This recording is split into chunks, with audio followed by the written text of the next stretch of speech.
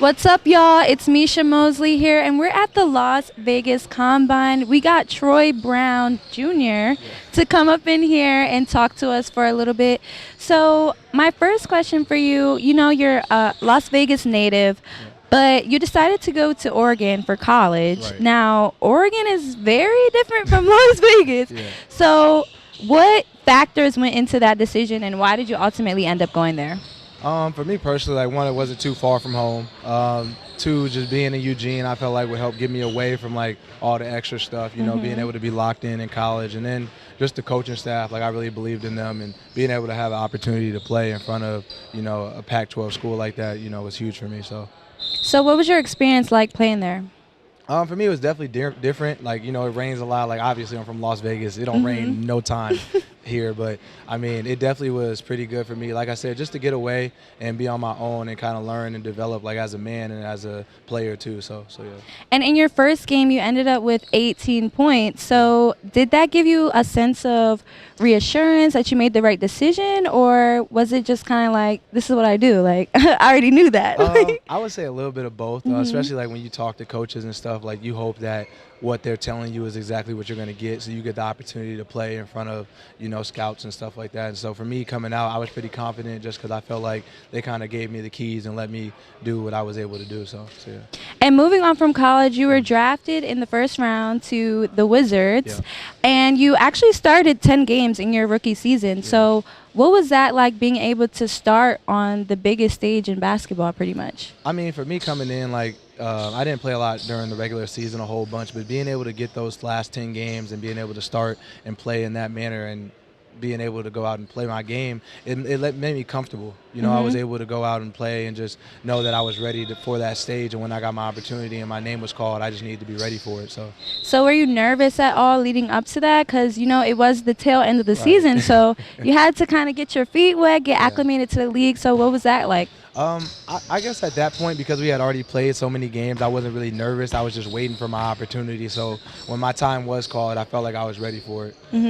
And, you played for the Wizards, and I have to bring up Bradley Beal in his snub. Yeah. He was the only player to have 30 points and 6 assists and not be selected for any NBA All-Star team or all NBA team. So how does something like that even happen? Like, what do you think went on? I mean, it's a lot of politics. The media votes, don't help at all either, just based off of our record, if we're being real. But, I mean, Brad deserves it more than anybody, especially with the community awards that he's getting and stuff like that, and averaging 30 points, like 6 rebounds, 4 assists. Like, it's really hard to believe he's not making it, but Brad is a hard worker, and he's just going to let it fuel his fire and keep on going. So yeah. Now, I want to shift gears a little bit into, the current social climate that we're in right now.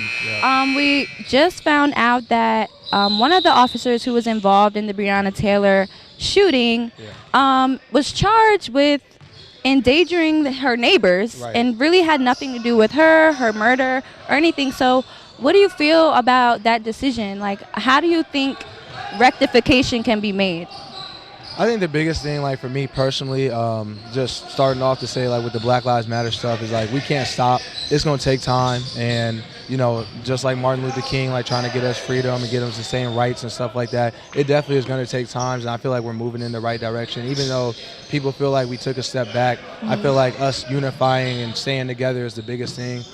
The charges overall just kind of blatantly show you how America is ran, and that is what it is. But at the end of the day, we can't feel defeated, and we have to stay together and just keep on pushing. And another thing that's come about with George Floyd, Breonna Taylor, I feel like a lot of athletes are beginning to use their platforms more to speak out on these social issues. But do you feel like it's athletes or celebrities' responsibility to do that? Or do you think, they can chill and not have anything to say at all? I understand both sides. For me personally, I feel like you should speak up, especially if you feel some type of way about it, because you have a voice that other people don't have. You have a platform that other people don't have. So people take what you say seriously based off the fact that you have a platform and they know who you are. So I feel like people should say something, but I also understand the controversy that comes with that. And some people don't want to have to deal with that. And so, you know, I understand both sides, but for me personally, I feel like most people should speak up, especially if you feel passionate about it. So what have you done in your community or just in general regarding the Black Lives Matter situation? How have you used your voice to help out? Well, for me personally, like just more so, especially using my platform, just making it something that's aware. Like I try to post something every day, just, you know, keeping people aware. Like this is a problem that needs to be addressed from a community standpoint. Just trying to empower our youth and just for them to understand like it's generational. You know, like right now we're fighting for it, but eventually y'all can live to see a day where everybody is really equal and everything is the way it's supposed to be. And so just making sure that they keep that in their head and they're not taking the situation very lightly. So where would you ultimately hope to see progress being made in our country? Like, what does that look like, do you think?